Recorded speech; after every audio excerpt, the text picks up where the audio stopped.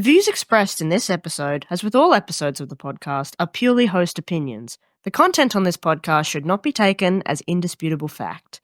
This podcast is for entertainment purposes only.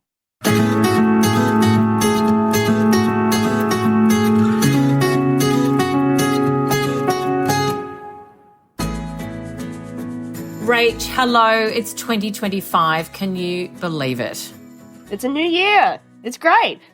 It is a new year, and I know we all had a bit of a break, but I feel like we're back into things with a great gusto already, preparing for and promoting the annual Citrus Congress, which we've got coming up in March, and that feels like it's around the corner. We're already pulling together our first magazine for the year, having only just put the last one to bed. That's the cyclical nature of magazines, I suppose. Tell me a bit more about what's been on your mind in the last week. You've been back at work for a week. I'm just imagining how hectic a month March is going to be, not just for us, but for a lot of people. Like you said, we've got the Congress, March 18th to 20th. Make sure you have your tickets and your accommodation and your flights and all of the things. There's going to be a lot of stuff happening. There's golf. There's expos. We have the AGM, our annual awards. There's a big field day happening, which is really exciting. There's going to be lots of material ready for everyone there, like our new magazine, our annual report, all of our really fun corporate documents and all that great stuff. But mostly the field day and getting to see. It'll be great to see everyone. It's a good chance for you and me, especially, who don't know a huge amount of people in the industry, to get to meet all of you. It's so exciting. And particularly the field day, which is set to be fairly dynamic, isn't it, Rach? I think we've got lots of things ready to show, touch and feel for that field day, being sponsored by G2 Netting. Now, for this first podcast of the year, Rach, we're going to be having a chat with our Citrus Australia colleague and friend, the very clever Jacqui Mitchell. Now, she works on the biosecurity side of things, which automatically makes me think of the areas that you and I worked in, Rach, and international border proofing Australia from biosecurity risks offshore. Interestingly, though, which I have to keep reminding myself, Jacqui's work is very much focused on what happens or what can happen in urban environments in Australia. So that's domestic urban environments. Now, her job title is a bit of a giveaway. She's our Urban Biosecurity Coordinator, and she's a pretty clever girl. I think have we got Jacqui there to go to, Rach? Yes, we do. Hello, Jacqui. Welcome to the Full Bottle Podcast. Hello, and thank you for having me. Oh, thanks for coming, Jack. Is this your first full bottle, or have you done? I know we had you on at the very end of last year, just introducing yourself and letting us know a little bit about what you did. But is this your first full bottle podcast? This is my first full bottle, my debut. Hey. Now, Jack, did you have a fantastic New Year and a bit of a break? I did. So the office closed between Christmas and New Year's, so that was really nice. I actually went for a ride on the paddle steamer with my partner. It was a sunrise cruise. I think it's the first cruise that they've done in a few years on the paddle steamer Melbourne. So it went down to Mighty Murray. It was lovely. Saw the sunrise. I think we were one of the few people that were up at 6 o'clock in the morning on New Year's Day. But it was stunning. But that must have been a beautiful way to bring in the new year. It was. We had a very lovely sunrise, and it was just It was so peaceful. And I think everyone was well and truly in bed by that point. Until we went past and blew the horn. Blew the horn. Oh, well done. Happy days. Now, Jack, we've got you on not just to talk about New Year's and paddle steaming, but to tell us a little bit about yourself, your background, how long you've been with Citrus Australia, and what it is exactly that you do. So I joined Citrus Australia about just over a year ago now. Not really knowing much about the citrus industry or production horticulture at all. Most of my background and experience comes from retail nursery, education, sort of an area you would call amenity horticulture. So it's like parks and gardens. Areas where you would be growing plants for people to plant at home, or growing gardens at home, or in the suburbs in general.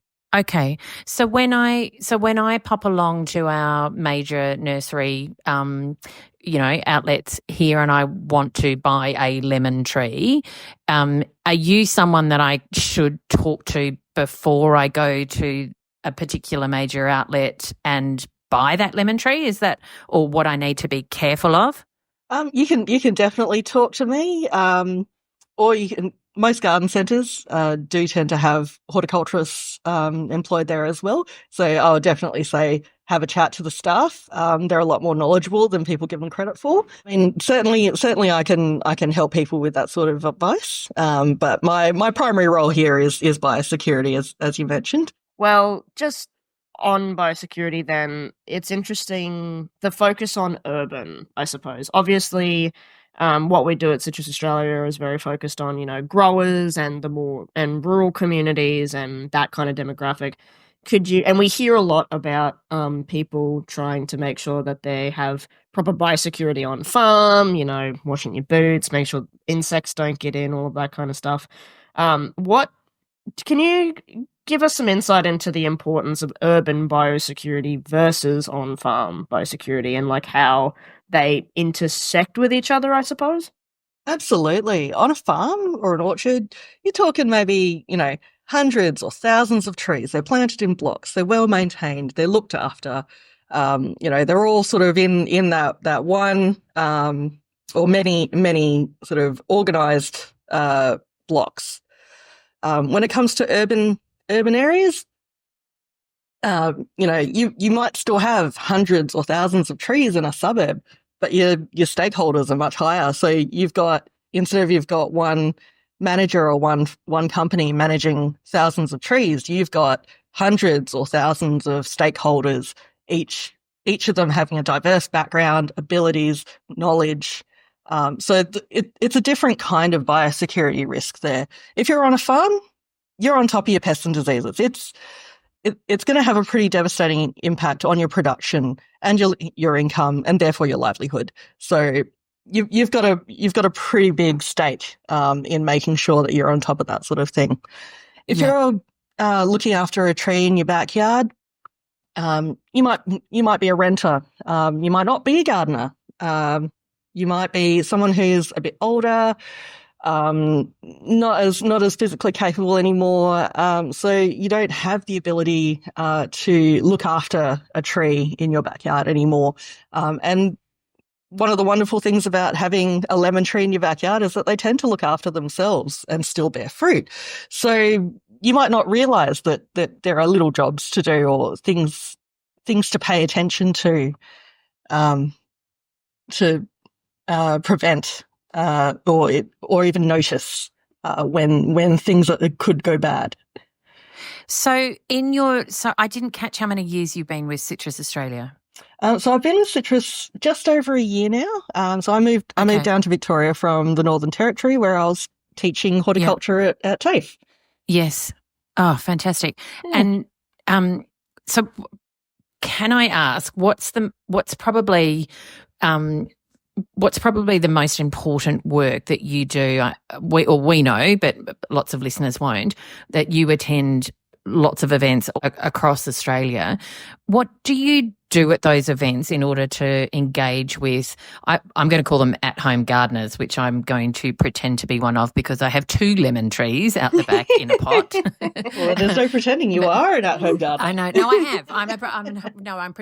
If you've got one plant, you're a gardener. I'm a try-hard gardener with 2 lemon trees and 2 big, beautiful pots out the back, and they seem to be doing okay. But so if I was going to find you in an event, what would you be doing, and what are the messages that you help to send on behalf of Citrus Australia on biosecurity matters on the domestic urban front? So I work under a program called Citrus Watch. It's a project that works in partnership with a number of other organisations, including the NT Government, Plant Health Australia and Horn Innovation.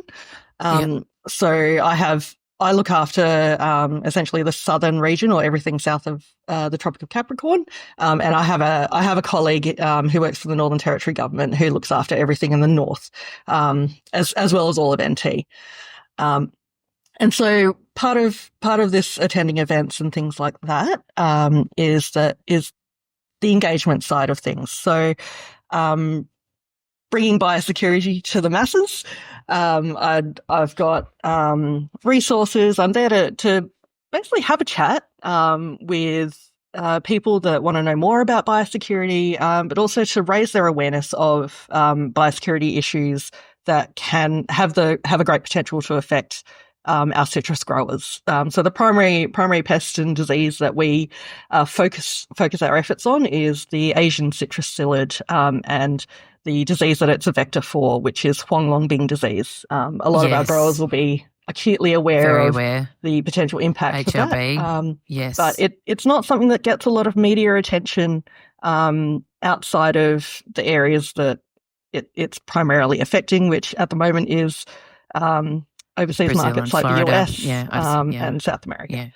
So not a lot of awareness about it in Australia in the general sort of diaspora. I get a lot of questions about things like citrus gall wasp, Queensland fruit fly. Those are things that are having an immediate impact on home gardeners at the moment. And so I can give advice for that as well. And certainly I've, in my conversations with people, in letting them know about HLB and ACP, they understand the impact that it has because they're already affected by things like gall wasp and Q-fly. So it's as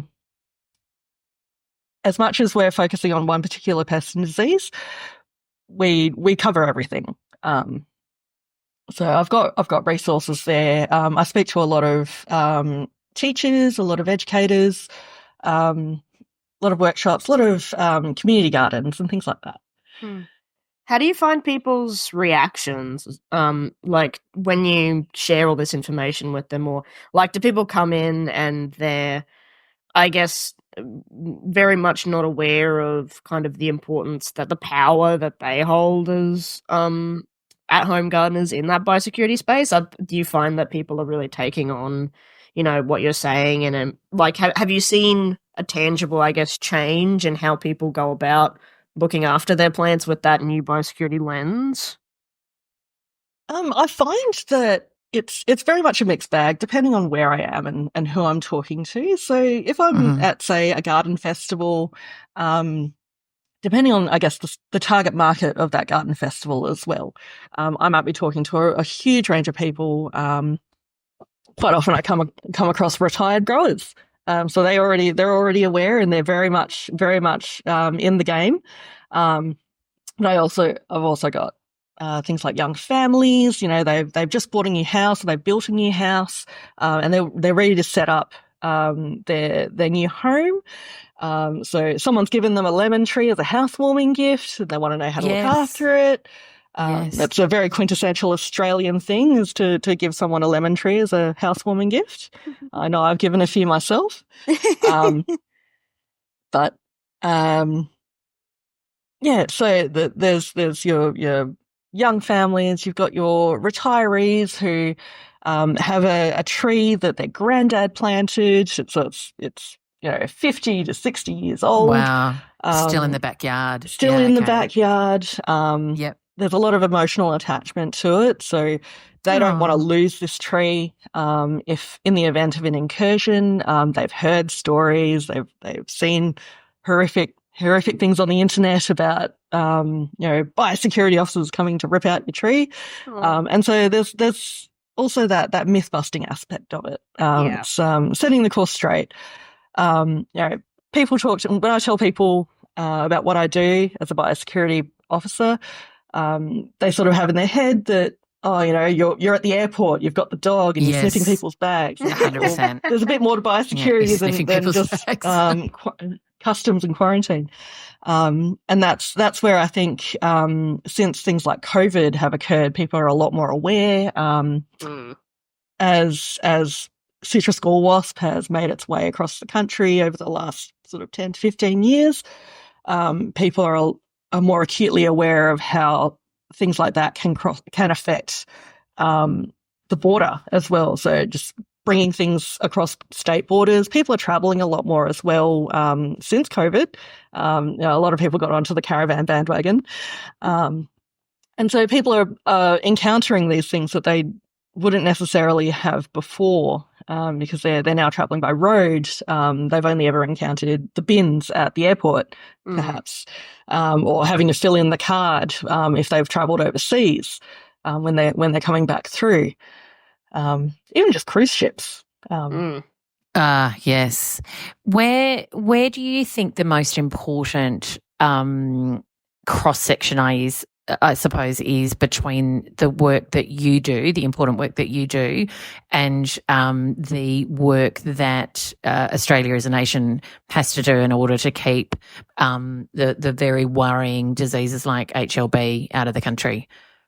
So we all have a role to play. These systems in place, there's so much that goes on in the background that even I didn't know about until I took this role.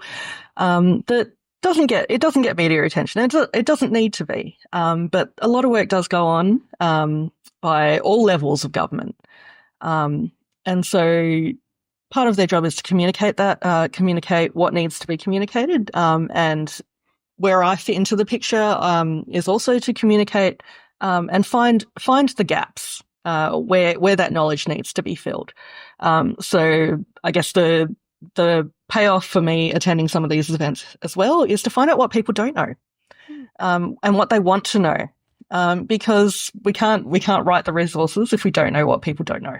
Yeah. What we don't know. We don't know what we don't know. Exactly. You're filling that gap. So if someone, for instance, and we should all know this, but if someone, for instance, you've just said it's a really a lovely thing that families do, is give small plants to one another as gifts. Would one of the messages that you would try and send at some of these domestic events be you don't even bring a seedling in from an overseas as an overseas gift from somebody into Australia, or even a small plant wrapped up in a shoebox? That would be one of the more important messages as well, but that you would maybe try and send. Absolutely. I mean, our overseas quarantine is tantamount to, like, it's our first line of defence against bringing in pests and diseases that we don't want here, that are not established. But even just at the ground level, just being observant. So when you're out there and you're watering your garden, if you I personally find gardening to be quite a therapeutic activity, and I'm sure many people do, even if it's just talking to your plant and telling it about how bad your day was. It's one of those things where, if you're out there and just having a look, it's even one of those mental health sort of grounding kind of activities you can do, is just have a look at the leaves, have a look at the flowers. Is it looking a little bit yellow today, or what's that weird looking bug that's crawling across the branch? Oh, there's a funky looking hole in the fruit. I've got some of those. I mean, I know I get very excited when I buy a new plant, especially a fruit tree, and it gets its first lot of fruit. And I'm watching it every day, and I'm sort of like, oh, it's getting a little bit bigger, and oh no, it's falling off. I know. Oh no. I shouldn't say I haven't got funky looking holes in my fruit, but that's I've good. got those few. No. Well, I've only got 2 lemon trees. Let that be known again. But those enormous caterpillars that sit and munch on the leaves, and I buy this spray from one of the big nursery gardens here, and it seems to get rid of them fairly quickly. But what else would you advise urban gardeners to keep an eye out for in terms of some of the bigger messages? But not even just urban gardeners as well, but I guess the intersection between urban gardeners and also commercial rural growers. Like, obviously we think of them as very separate entities, but I guess in this sense of security, they are probably more alike than we would think. What's kind of, I guess, something that you'd want them to know on how to kind of work together to maintain biosecurity for the entirety of the nation in terms of citrus? Most definitely. So we don't expect people to know every single insect that we're trying to keep out. There's a lot of Yeah. them. So it's more about being observant and noticing change. So if you see something that looks a little bit different or a little bit suspicious, um, various state biosecurity organisations, so things like Agriculture Victoria, DPID in WA, Biosecurity Queensland, all of those, every state has its own ground level biosecurity organisation. And they all have avenues in which people can contact them for inquiries like, I have this weird bug on my tree. Can you tell me what it is? And for the most part, it's a free service because you're doing them a favour by reporting, as well as doing yourself a favour by finding out what you've got. So there's this amazing mobile app which was developed by DPID in WA many years ago called My Pest Guide Reporter. And it was developed in conjunction with industry, but also as a citizen science aspect. So you can download this app to your phone. It's free. You can get it on Apple and Android. And you can take photos with this app. So you can take photos, put in all the relevant information. Yep, absolutely. And you can send it through to biosecurity. So this is something that started in WA and has now been adopted in, I think, every other state in Australia. So when you send a report in, you've got to make sure you put your location details in, of course. And it'll go through to the relevant state authority that you're in. And their entomologists will have a look at it and they'll get back to you with the report. And it'll say things like, it's all right, nothing to worry about. You've just got mealybug. Spray it with some pest oil and away you go. Or it might be, this looks a little bit suspicious. Can you please send us some better photos, or can we come out and have a look at it to confirm or whether or not it's something that we need to worry about. And it's been quite a successful program. And we use it as part of our surveillance as well with Citrus Watch. So aside from the engagement, we also do a program called the Early Detector Network. And that's where we send sticky traps out to home growers to hang these monitoring traps out in their lemon trees, or if they don't have any citrus trees, there is also a very popular landscaping plant called the Morea pediculata, orange jasmine, orange jessamine. It's got so many common names.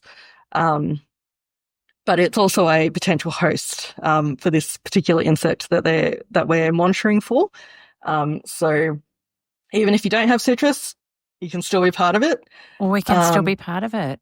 That's so it. What would you? So some of them, the bigger growers, I suppose, or let's say commercial growers, or just bigger growers.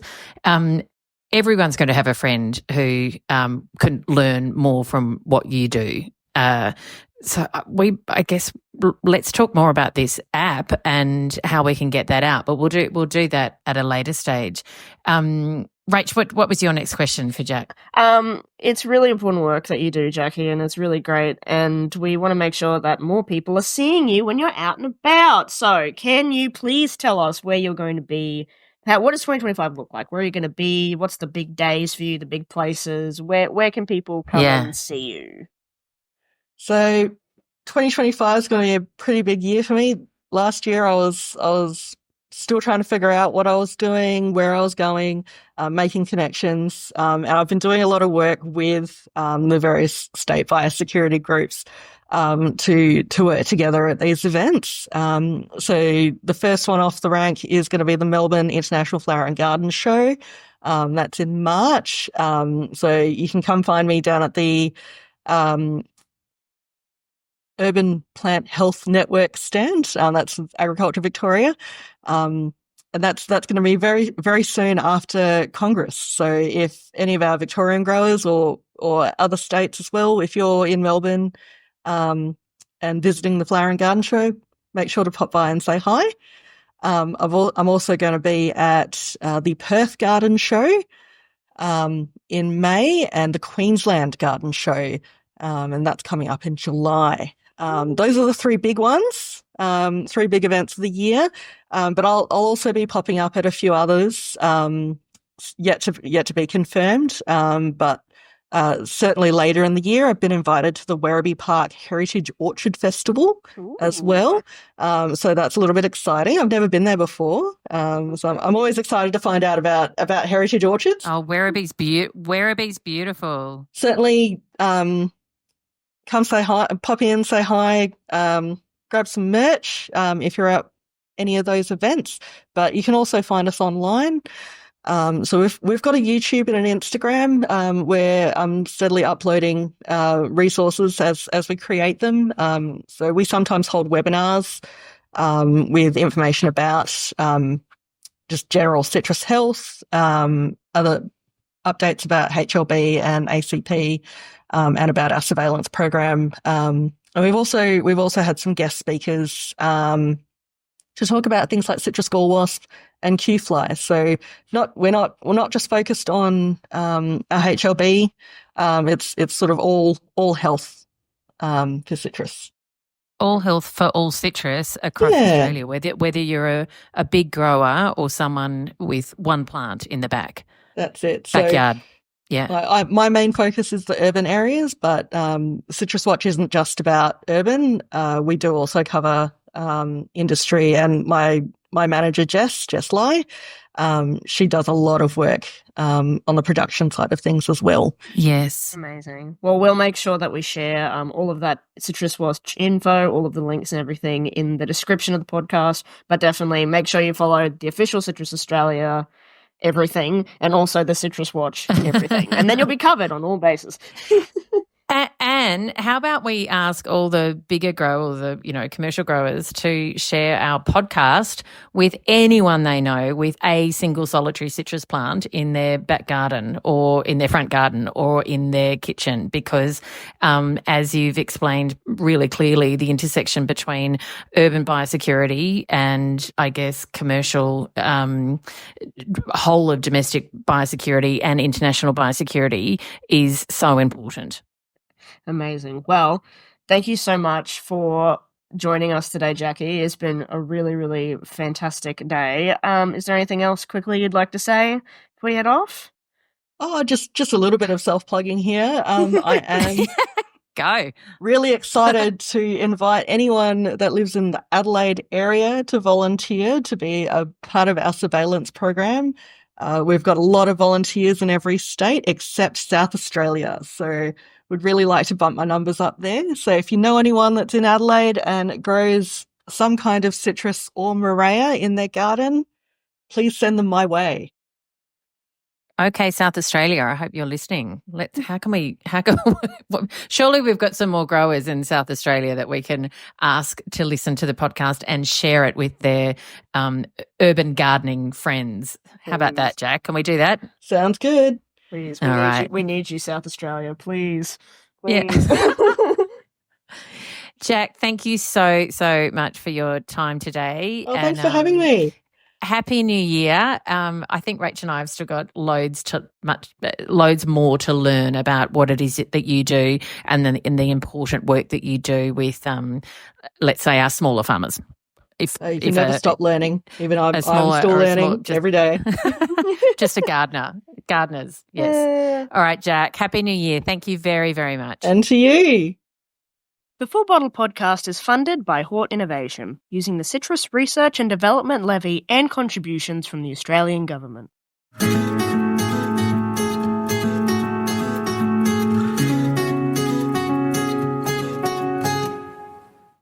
So, Rach, that was Jacqui Mitchell, our colleague, whose entire title is Citrus Australia's Urban Biosecurity Coordinator, and I think she might have one of the busiest jobs on the planet. And I also think that she might have a job that she just truly loves, making sure that urban gardeners are really listening to the big picture. It's great that people have been more aware of biosecurity over the last couple of years, and it's hugely important. I'm going to link a lot of the websites and also the My Pest Guide Reporter app down below in the description of this podcast, so that if anyone needs anything, if anyone has any questions or wants to, if they find something a little bit Yeah, they Worrying, just want to like check my out. caterpillar, like my caterpillar on my one of 2 lemon trees. Exactly. They can use that app or get onto whoever they need to make sure that they're all doing the right thing. Doing the right thing. And it's a free app. It's run out of WA, and it's, what's it called again? The Pest Guide Reporter. My Pest Guide Reporter. My Pest Guide Reporter. So you can take a photo of something and you can send it into the app and get some of the first steps of help that you might need about anything that's worrying you if you're an urban gardener. Also, if you're a commercial producer. Anyway, look, how lucky are we to have Jacqui on board? Very fantastic. And, well, with that, make sure that you guys are following not only us, the official Citrus Australia socials, but also the Citrus Watch social, so you can get more of Jacqui and the biosecurity team and see all of the work that they're doing. But also make sure, not just on socials, make sure you're watching our newsletter for any updates, our magazine, and just, this is a self-plug, just follow everything, please. Not everyone will follow everything, but try and follow one thing. Yeah, that'd be good. One's enough. We've got LinkedIn, we've got Facebook, we've got Instagram, we've got our e-newsletter and our magazine, which of course comes out 4 times a year, which we're working hard on it again already. So that was Jacqui Mitchell. But for now, Rach, that's goodbye from us, isn't it? That's goodbye. Thank you so much for listening to us for the first podcast of the year. It's great to be back.